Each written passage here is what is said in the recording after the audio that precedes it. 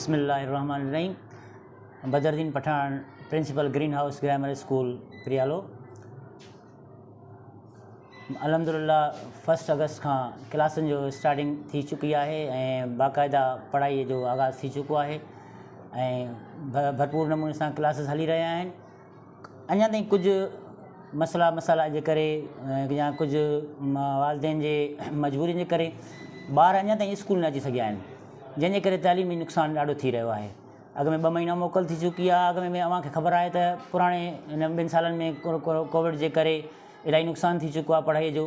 हिन वक़्तु बि अटेंडेंस पूरी न आहे स्कूल्स में।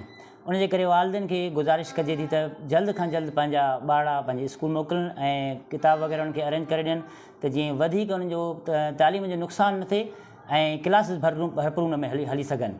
ऐं उन खां अलावा एडमिशन्स बि हली रहियूं आहिनि स्कूल्स में, जिन खे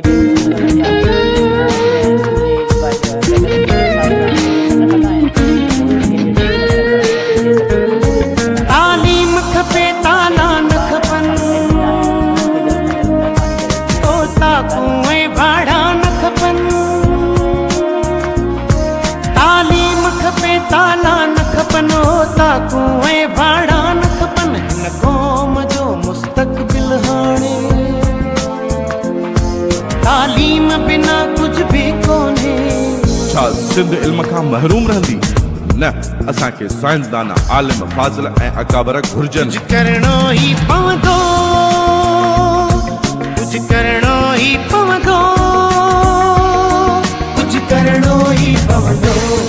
गॾु थी जागो भाग्यो केसी ताईं सुतल रहंदो। ही पाण खे हिम्मत करणी इन लाइ मसीहा कोन ईंदो।